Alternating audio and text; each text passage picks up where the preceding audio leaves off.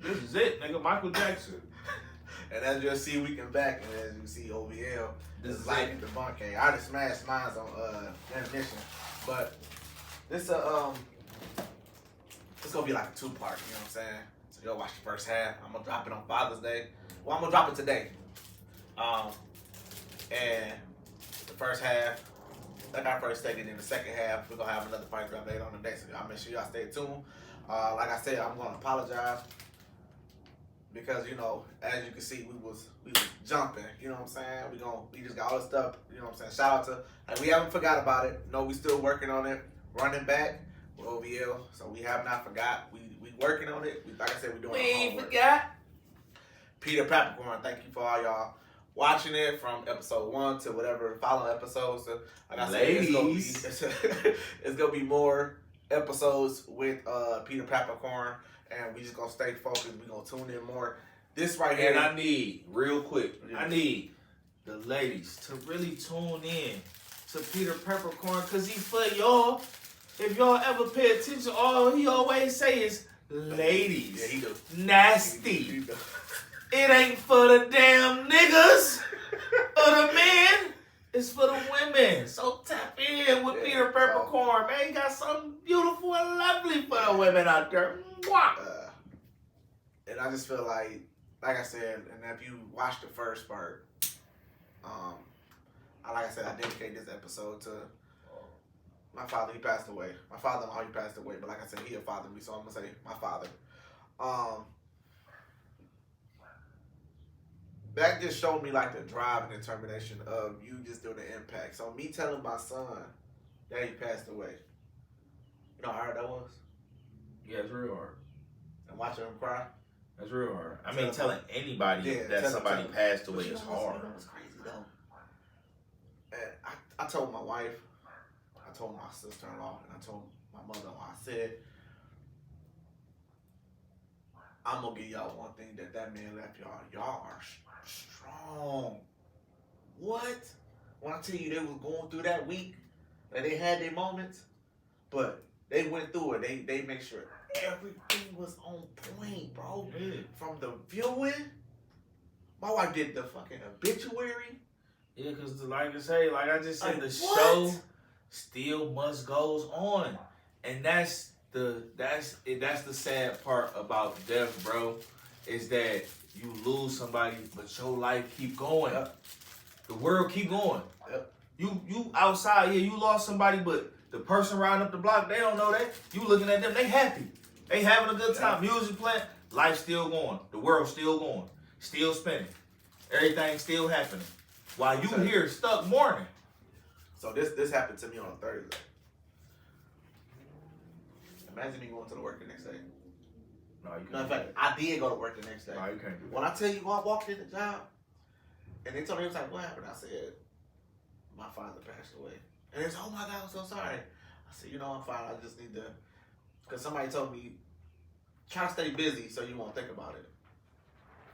The littlest shit pissed me off. And I instantly just broke down in tears. Because I'm like, ain't no way in hell this person I just talked to is gone. Gone. Yeah, you still ain't processed it yet. And it's You still ain't processed bro, it yet. to this day, you still bro. ain't processed it yet. bro, Because you it's still fucking questioning. on me, bro. Yeah, because you still questioning why they gone. So you haven't processed it yet, because processing is when you at peace with their death. Yeah. You say, you know what? I'm mad that they gone. I'm sad. I'm hurt that they gone. But I understand. Yeah. Death happens. Death is a part of life. Know what I'm saying? I'm at peace with it. I know they resting up. They good. That's when you have processed it. Yeah, you still gonna have your moments. You gonna cry because you can't get that person back. Know what I'm saying? That love is forever there, and you miss them. So yeah, you gonna have your moments. Know what I'm saying? You know what's really like fucking with me? What? Is the fact, and I know, like you said, when you saw this, I said, the one thing that's guaranteed to us is your birthday and your death date. But with that little comment in the middle is what you do with it. But in our minds, bro, we just see our parents like living with us, bro. You get what I'm saying? Like you see your parents living for forever. Yeah, bro. That's everybody. Because we don't. I don't. That's I don't everybody. You You don't see. I can't imagine. But see, the like, thing is, bro, the it's really, only like, fucking with me right the now. only people that you ever see like in that way is your grandparents. And you want to know because 9 times out of 10, I know when we was born, in our era, in our time, you had real, true grandparents as far as the age. When you was born, when I was born, my grandparents was already in their 50s. Know what I'm saying? Yeah. So to me, y'all already old. You get what I'm saying? So we expect old people to get old and what? Yeah. Pass away. Yeah. Know what I'm saying? Yeah. But your parents, you don't expect that because that's who brought me into this world. Yeah. That's who I seen Yeah. every day. Yeah. Know what I'm saying? That's who, when I was there, I hurt my knee and I fell down. When I was scared as a kid, that's who brightened my world up. Yeah. That's when I was a kid, I felt like I had nobody else. I know I had either my mama or my pops. Know what I'm saying? Or I had both of them. Know what I'm saying? So the way that, and it's crazy, man, like how you cling to it, it's just like you don't see it coming. And so when it happened, it's like if it's nothing where it's necessarily getting you ready for it, where like, all right, she's sick, and I think that's probably and it's telling my kind of wife. coming on to it. I said When it's like, unexpected, it really takes you out the game. And I said like, why we couldn't like why wasn't like no sign? And I asked my mom. I said, let me ask you this question. And I said, I know this maybe it's, you know what I'm saying. My mom was real religion. And I said, I know we can't. I said, because she says never ask a question when you want an answer to it, because the answer you might get, you might not like it. And I said, why can't we get a sign or something to let you know, or you know what I'm saying, hey, you know, you ever seen that movie where the guy that played from Back to the Future? You ever seen the movie where he can like see like the Reaper and stuff and just put like numbers on their forehead and stuff? You ever seen that movie? Yeah. Okay. So why can't we get something like that where it's like you get to see something, let you know like, hey, this time is coming, we can prepare for it. But my mom told me, because you can never prepare for something like that. Because regardless if you was prepared or whatever the case may be, you're gonna try to figure out a way to stop it. You know what I'm saying? And it's making me look at when that's basically your fate. Yeah. So that's, it's like that's how your like, story was wrote. That's how your life story was wrote. Like look at like totally different, but in the same token, it's like, why? Like he was talking about like we went on our first family trip with him, bro. We went to Myrtle Beach. Okay, family trip. We was talking about going back. But they was talking about getting a house in Arizona so we can go visit them in Arizona and they can come to Detroit. So like, bro, all this stuff that he had going on, bro. Bro, to know that this man will never come home.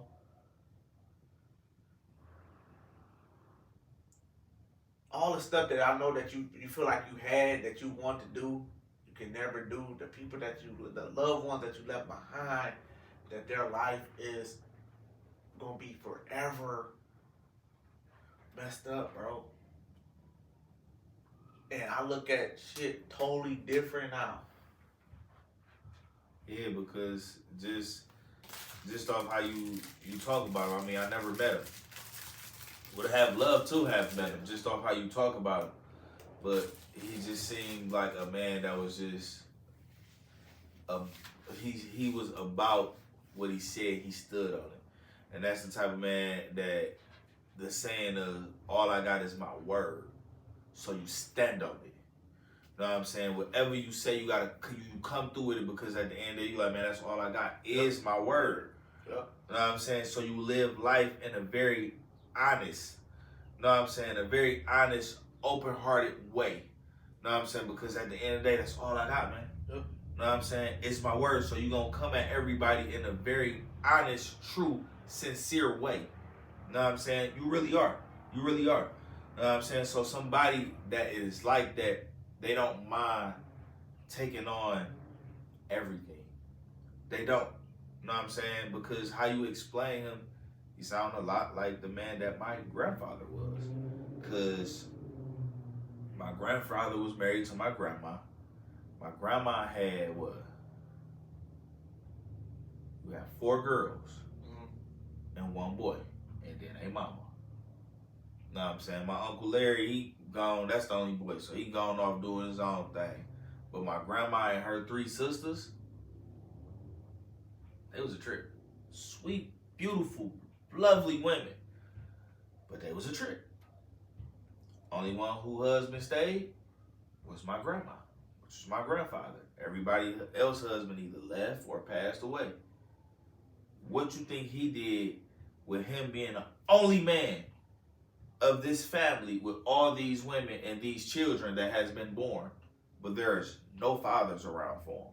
Gee, it's that part right One uncle coming from, know what I'm saying, far as, know what I'm saying, his wife and her sisters. Just one uncle. So where is the other male figure and father role at? My granddaddy stepped up and did it all for all of the young men that was coming up. Not just for his sons, but for his nephews, for his great nephews. You know what I'm saying? For everybody. All took him in under his wing, raised them all showed them the way. Took care of this family, that family. That's what your father-in-law sound like. You get what I'm saying? For you to take on so much and be like, man, I'm going to do this, I'm going to do that. You know what I'm saying? They don't really like, that was a different generation and group of men. And the men that came after that, like our fathers, pieces of shit. Real talk, pieces of shit. And it's no knock. I love my father. But that generation of men are pieces of shit. compared to that generation. To the generation before. Because the generation before, their fathers did such a good job. It was like them niggas felt like they had a pass. Yeah. You get what I'm saying? Like, shit, you set the mark, my nigga, so I ain't even gotta try to fill them shoes or live up to it, because you done already did it. Yeah. You got mama happy. Nigga, you got mama happy. You did this for the family. You did that. So, nigga, I'm just go through the world, shit, scot-free. I'm a skate pass. Because you did such a good job, and they put you on a pedestal so high that your jerseys is up in the rafters and we just stare at it. Yeah. You ain't gonna be. To the point I can just tiptoe by y'all. What I'm doing as a man and as a father, y'all ain't gonna really pay attention to until I get up there at my 40s and my 50s and my 60s, and you like, man, you ain't really do a good job. Yep. You get what I'm saying? Yeah. But they skated by. They skated by because the men before them was so good that it gave them the opportunity to skate by. But with that happening, they who messed it up. For real, because then it started shining the light on everybody else. Because then when they got up there to the point of 19, 20, what popped off? Crack. Yep. Know what I'm saying? And the main people behind that was who? Black men. As far as the men that was either dealing it, know what I'm saying, or in the streets losing their life, it was black men. Yep. It was. You know what I'm saying? Like, for real, yeah, you had probably white man out here getting hooked on it, but it wasn't too many white men out here selling it besides White Boy Rick, as far as that we know of. Yeah. You know what I'm saying? But yeah, bro, like, yeah. So I do, like, you got some men in that generation that did do their thing and came out of it, but for the most part, that was the generation that started the felling of men. Real talk, bro. You think about your grandfather, your great-grandfather, the stories that you hear and stuff like, yeah, they might have had a family on the other side of town. Yeah, they might have did that. Okay, we understand that. But far as them handling business and raising the people and the children in the family and doing the things that they were supposed to do, they did that. They did that. I can honestly give them that. But the men that came after that, no. That's when you had the whole crack thing come in and all this. A lot of men was either in jail. A lot of men was getting removed from the home. So all that was going down the drain. Everything that the men in the generation before them built up and showed, it all got tore down. In a damn decade. That's from 1980, 1990, all all this work that these niggas have put in for the last past 30, 40 years. So you saying it went down the drain. So you saying the dad's from, because I'm 89, bro. Real talk. So I'm 89. My dad is 60, 65 or 63. You know what I'm saying? So you saying the dad's from the 80s? Because I'm the 80s. I feel like you got your one. Yes. So you said I ain't Because shit, my bro? pops, no, I'm not saying you're not shit. I'm not saying you. Your father. My father. I'm not saying that your father, but I'm saying the man of that generation You know what? that came in your father's generation. You get what I'm saying? They ain't shit. They ain't shit. They ain't shit. You got the ones that can They ain't skip shit. the crack, or that you feel like. No, I agree with you, bro. 'Cause Real talk. It's certain shit. You know what I'm saying? I had this conversation with my dad. You know what I'm saying? My dad was like, I don't want the best father. And like I said, you know what I'm saying, the situation he's going through right now, you know, I'm dealing with that with just having on, you know, my wife is being very supportive and strong. She's like, you know what I'm saying, just make sure you check up on him. And I'm like, I got it. But it's like certain things he like, you know, I asked my wife one thing. I said, did Dad ever have time for herself?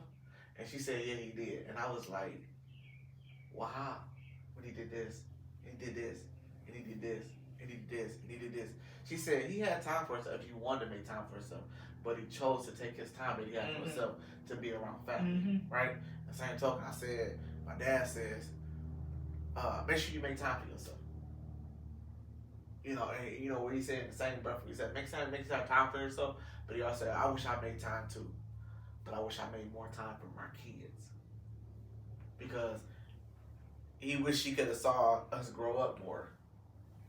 And I said, you know what? It's never too late if they're still alive, or it's still in the kid or the parent, because it goes both ways. It's not just no, you got to come on here. It's 50-50. So You know what I'm saying? I agree with you on that, and I said that to my mama a couple days ago. I said, I didn't mind you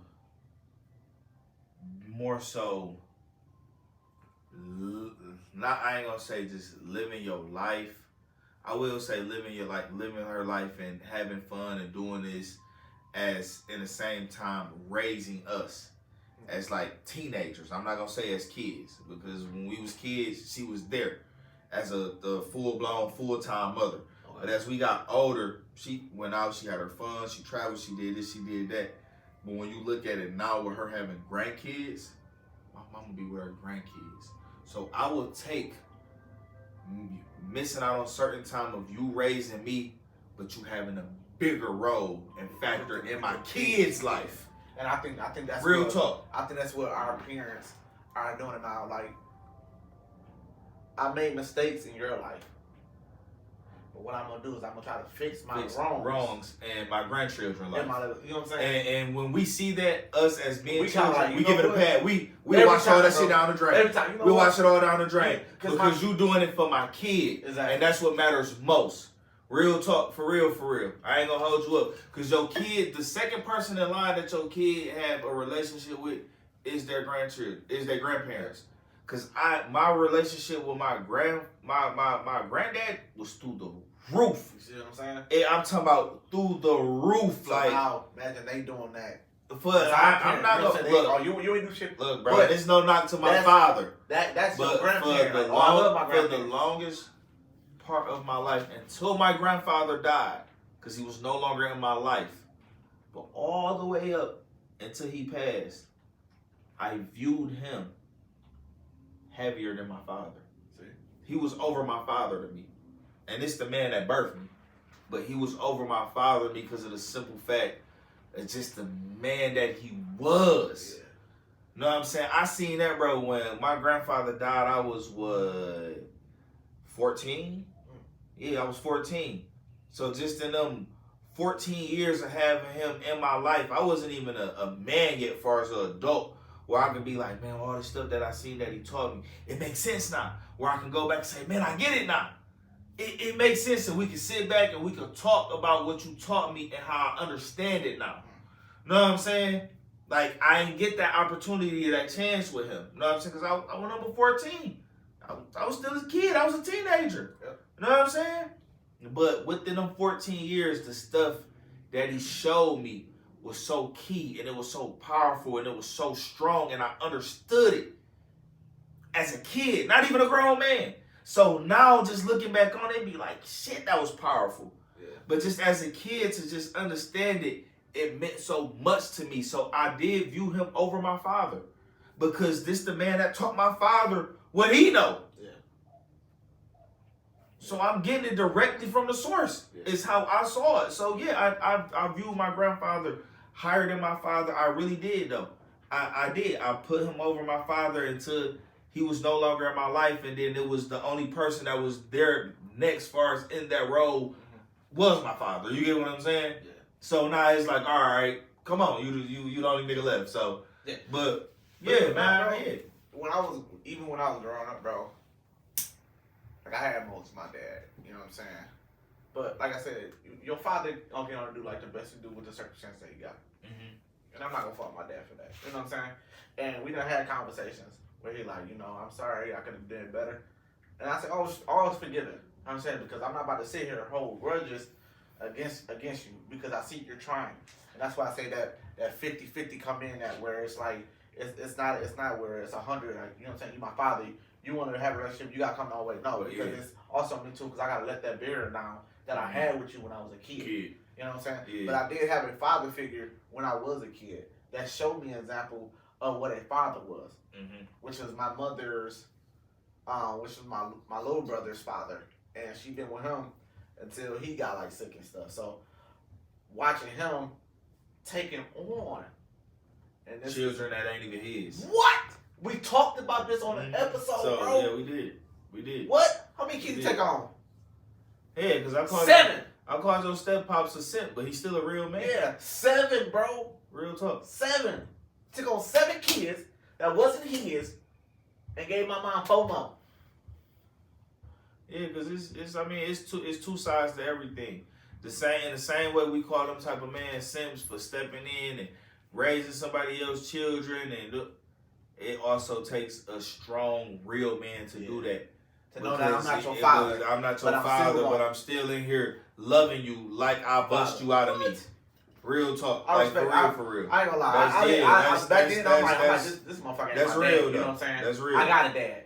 If I call him my dad, but it's like, those times where I like, could I really call him my dad? You didn't get it. But now as being a father and what you have experienced and been through in life, you like, what? That's the whole point of maturing in life. That's why I say it's two sides to everything. So yeah, we always gonna say stuff like simps and stuff, because that side is there. Yeah. It's there. You cannot deny that side. But you also have the real side of it. Real talk, where you like, bro, it takes a real man to do that and to show up and to be there every day. Because we all get tired of our own kids. The kids that are literally ours, our DNA, our bloodline, to the point, tired of these damn kids. So if you get tired of your own kids, you don't think you're going to get tired of some kids that ain't yours? Oh, yeah, facts. Real talk. Don't make when they get to that, because... Real talk, so for you to be there through raising all of them... Imagine they kids. Now they got to go through the teenage stage, Yes, so that's what's raising. Bro, we going through our hormones, and you ain't my dad, bro. Yeah. Now we want to try this person. But this man still stuck with us. Yeah. Bro, that's respect. Yeah. Yeah. And I didn't pay attention to... But what? But he one of the man from that era of our fathers that got it. Yeah. That got it, that paid attention, was like, okay, I'm paying attention to what my father and what my grandfather was doing. You know what I'm saying? Because, like I say, our grandfathers and our great-grandfathers did such a good job that our fathers was a breeze. They got a pass. They slid through. The 70s was a fun time. Disco, cocaine. Then you roll right into the 80s, crack. You get what I'm saying? Yeah. Like, for real. So it was different. Then you roll into the 90s, where a lot of these men are vacant, that made these children in the 80s, or that was born in the 80s. They don't have the father figure. So now in the 90s, you got a whole bunch of lost generation out here. I never had. Whole bunch of lost men. I never had a father. Never had a father. I don't know what a father is. So now you really done got it off the streets. Yeah. Now that's what the streets taught you. Now you breaking into, you stealing cars, you breaking into houses. That's what started happening in the 90s with them men. Yep. Know what I'm saying? Niggas robbing. Cause when nobody, you know what I'm saying? In the 80s, niggas was robbing. But you can get so much money selling dope, nigga. What you robbing for? True. Go roll. True. You gonna make more money rolling than robbing. True. But you rolling to the 90s, now niggas robbing, niggas stealing cars. It's, know what I'm saying? So it was, I'm telling you, bro, like our fathers in that generation, they just tore it up from there because of the simple fact, like I say, when they was having these kids, like you, my brother was born in the 80s, my sister was born in the 80s, you was born in the 80s. Y'all wasn't around to raise these children. So now these men coming out here, that's little boys, they coming out here, they father not around. Now you in the 90s, it's hard for your mama because she a single parent, but now you stepping outside on the streets and you seeing the other niggas on the corner rolling. You seeing dogging them out here doing, look, breaking it, robbing, doing this and that. You know what I'm saying? So you like, I ain't got no father figure. Mama already got a lot going on. It ain't like she can really pay attention. Now I'm outside. You know what I'm saying? I done got mixed in with this little crew. They showing me how to do this. We getting money over here doing this and doing that. That was the whole 90s. Yeah. It was. Yeah. It was. And then you rolled into a whole nother little era of boom. You came in. Now, I'm a kid. I'm a shorty out here. I'm seeing what's going on. Now, it's my generation. We, you know what I'm saying? We out here. You know what I'm saying? Because what? You got me by what? I'm 32. You 30 what? 5? 34? 36. 36. About 4. 4 years. See, yeah, you got me by 4 years. So we not too far from each other. You know what I'm saying? Like, especially when we got up there like in teen years, you know what I'm saying? When you 16, I'm 12. You know what I'm saying? That, you know what I'm saying? That ain't too far off. You get what I'm saying? But you got us coming in. We coming into a whole era of more manual shit. You see this side of it, but you also see this side of it. Yeah. See, that's one thing I can say about our generation. Our generation actually got the option. We did. We actually got the choice. So we seeing the bullshit and what's going on, the street shit, the dumb shit and all that. But then we also seeing the shit over there of it being did in the right way. Yeah. Real talk. Like, we saw that. Like, we really did see that shit, though. Like, I ain't gonna hold you up. I ain't gonna hold you up. For real. We for sure had the option to choose. We did, though. We really did have the option. You know what I'm saying? Our thing was just far as when you got older and people, it's like once our generation got to a certain age, our minds stopped growing. Because I see a lot of people in my generation or around my age, they still move like 18, 19, 20, 21. You know what I'm saying?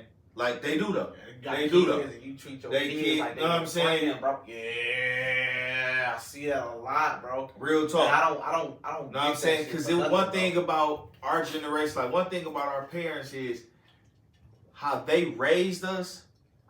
It was still coming off what they parents and their grandparents had endured. You get what I'm saying? So it was a lot, you know, racism back then, a whole bunch of segregation. Yeah. So their parents kind of raised them with that aggressive and that toughness of the world because that's what they was experiencing. Like, but when with a respect level, when I was like, have you ever smoked in front of your mom? Or have you ever smoked? Yeah. And you was like, yeah, but it's when I got of age. But nowadays, and that's where it goes to what you just said, these parents nowadays smoke with their kid. They know their kids smoke weed. Bro, when I tell you, bro, because one thing we took when we was teenagers, you feel me? And we was like, man, when I have a kid, I ain't gonna do my kid how my parent did me.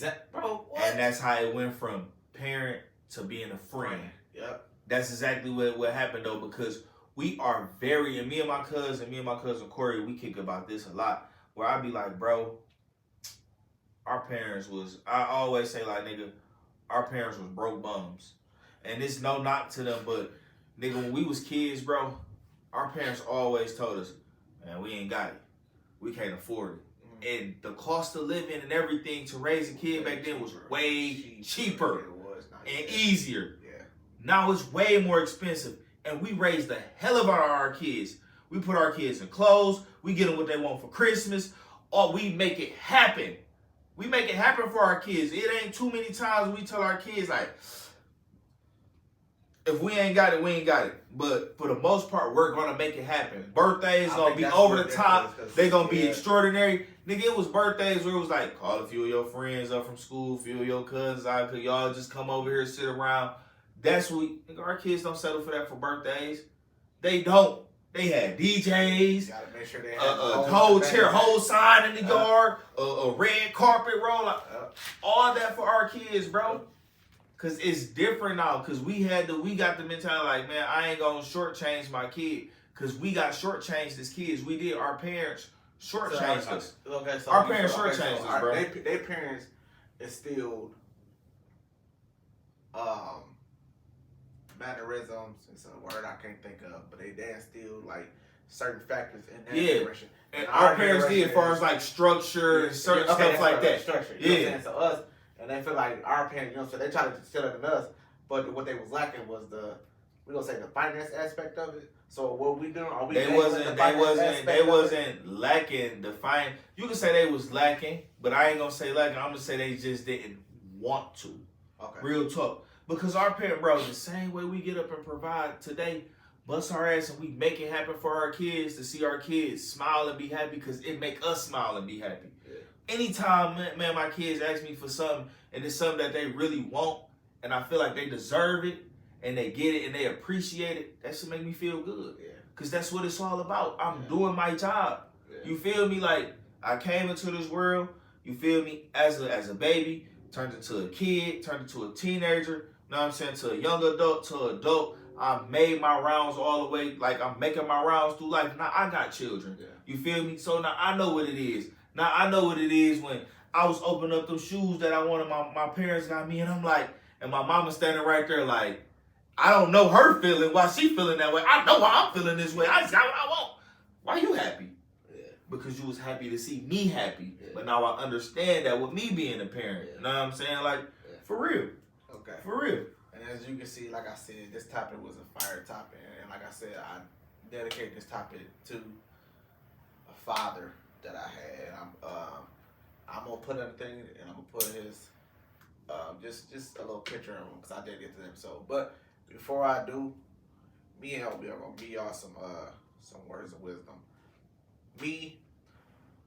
All those real fathers out there that are literally sticking to their beliefs, sticking and keeping their foot down within their kids' life, I commend you. I am proud of you. Do not give up, regardless of the fact if you have a bitter baby mama, if you have people in your corner saying you ain't shit, you ain't doing shit, but you know for a fact that you doing everything you can do. Don't give I am up. proud of you, because at the end of Keep the day, going. if you can say I put it all on the table at the end of the night, if you can say you did that, trust me, you're a hell of a father. Whether they don't see it, your kids is watching you. So big ups to all the real fathers out there. For real. I'm proud of y'all. Big ups. Well, Big ups. Big ups. Because, I mean, just what we go through on an everyday life as men is hard. I know women out there in the world right now saying they got it hard, but y'all don't have it hard how men have it. So not only having that fear every day as being a man, not only just a man, but a black man, coming out here in this world every day, you already feel like it's against you. All the odds are against you. Everything is against you. You really do feel like that.